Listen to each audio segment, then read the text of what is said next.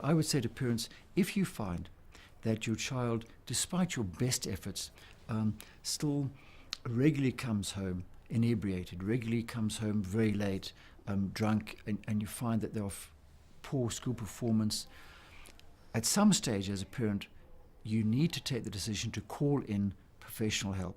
Now, that's a very difficult thing for parents to do, because to some extent parents may be saying to themselves, oh, I'm admitting defeat, I'm the mother, I'm the father, I should be able to cope with this. I would like to say to parents, you're not failing.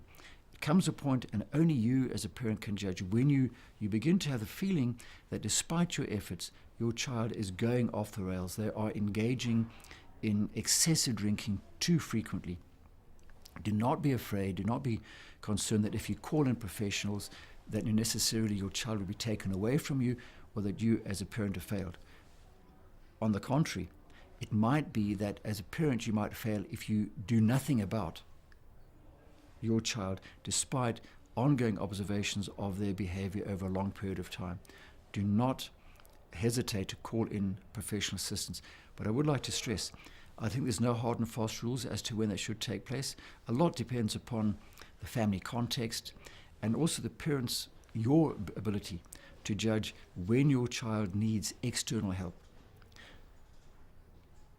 Having said that, it's still important then for a parent to reflect upon behavior. How might I, as a parent, have been able to avert this, and how can I change my behavior so that when my child does receive assistance from the outside, professional assistance, and comes back to my family, not that the child will be taken away, but certainly comes back, let's say, emotionally, that we are able to almost reconstruct our family in a positive way that will sustain whatever professional support and assistance they've obtained.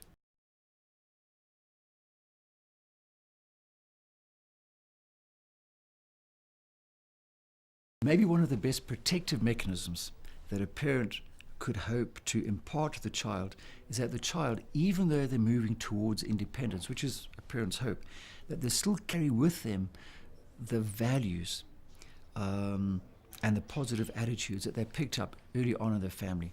Now, how do they do that? We know from research that children who come from supportive families, where there's open discussion, not to say that everything the child does is accepted, but the child is kind of encouraged to have open discussions with the parents, knowing they're not going to be judged. If the child can take with them that set of open, understanding perspectives on the world with them, even though they're becoming independent. For example, it helps them to become more resilient. So if they are mixing with others who might say to them, come and experiment, try this drug, just try drinking this particular brand of beer or whiskey, whatever the case might be. That young person will then still have the capacity to look back and to say to themselves, yes, I could, and this group is very important, but you know what? I value where I come from, I value my parents, I respect what they think.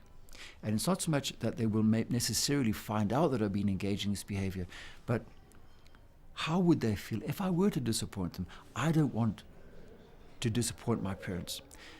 That tends to come from a loving, supportive relationship, not so much from a relationship with parents in a kind of judgmental, overly strict, I'm not saying strict, but overly strict family background. Very often, what children want to do then is to escape. They say, I just need to get out of this overly strict environment. That's a child who's going to be less likely to carry with him or her the sense of, how might it be if my parents were to discover I'm engaged in this? I don't want to disappoint my parents. I want them to feel proud of me. And a good way for them to feel proud of me, and therefore for me to feel proud of myself, is not to engage in this behavior or in that behavior, even though my friends are. What is very important is not for parents to feel guilty or to feel that they're bad parents and they've let themselves down, they've let the children down, but to use this ironically as an opportunity for self-reflection. To, in a way, to ask themselves, or him or herself, a question, which is there anything about my parenting style, are there any of my activities or my behaviors that might have contributed to my child's underage drinking? That's why it's very important then to listen to your child, to ask your child questions, because it might be, as a parent, in listening to your child, you pick up pointers about how you as a person, you as a parent, could change. And after all, this is all working towards the development of the family, the betterment of your family, which is what all of us would like, to have a really good family, the betterment of oneself as a human being and as a parent. So sometimes out of a possible tragedy, certainly for the parent, maybe a shocking situation that they've discovered the child is engaging underage drinking, this can be turned around. The positive spin is to use this as a moment of reflection towards improving family lifestyle, improving family relationships, first and foremost, to help your child to have a better life.